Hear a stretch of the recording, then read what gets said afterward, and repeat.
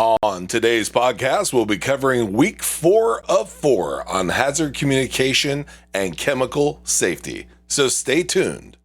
Welcome to Warehouse Safety Tips. If you're a seasoned vodcast viewer, this vodcast is going to be different from most that you watch.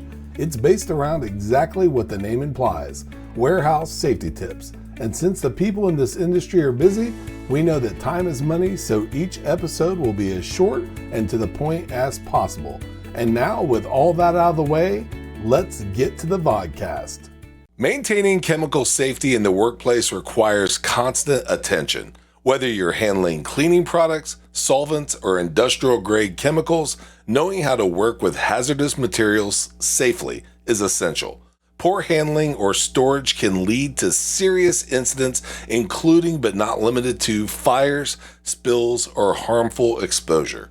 A strong safety culture ensures that everyone understands their roles in preventing these risks. And this week, we're going to be focusing on safe handling, proper storage, and knowing how to respond if something goes wrong. Chemicals can be dangerous, but those risks are manageable with clear procedures and the right tools. Every team member plays a role in preventing accidents and protecting health and property. Here are a few tips that are going to assist you with handling, storing, and responding to hazardous chemicals. Number 1, always wear the correct PPE. This is going to be a tip that is going to basically spread across every single tip that we share. But make sure that when you're handling chemicals or working around chemicals, that this is something you always follow. You want to ensure that your gloves, goggles, face shields, and respirators are available and worn as needed. Match the PPE to the type of chemical that you're handling. Never assume that standard gear is good enough. You want to check the label and make sure that you follow the safety data sheet, the SDS. Number 2, you want to store chemicals by compatibility. Never place acids near bases or oxidizers near flammables. You want to make sure that you follow the labels and make sure that labeled, ventilated storage cabinets designed for specific chemical types are used. Make sure that you always keep containers closed and stored below eye level when possible. Number 3, keep spill kits nearby and ready. Train all employees on how to use them, and if a spill occurs, act quickly but safely. Evacuate if needed and contain the area and report it immediately. Don't ever clean unless trained and wear the proper PPE and equipment. Number 4, you want to know first aid procedures for each chemical. Safety data sheets, or SDS, provide specific instructions for skin, eyes, or inhalation exposure. Make sure eye wash stations and showers are easy to reach and tested regularly. And last but certainly not least, number 5, prevent fire hazards and reactions. Keep ignition sources away from flammables.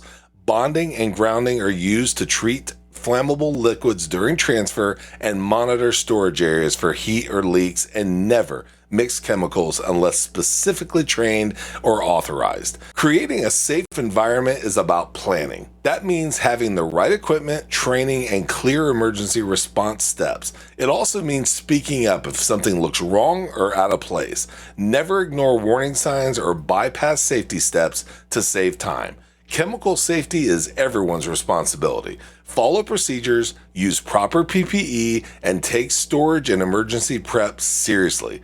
The right actions today are going to prevent injuries and damage tomorrow.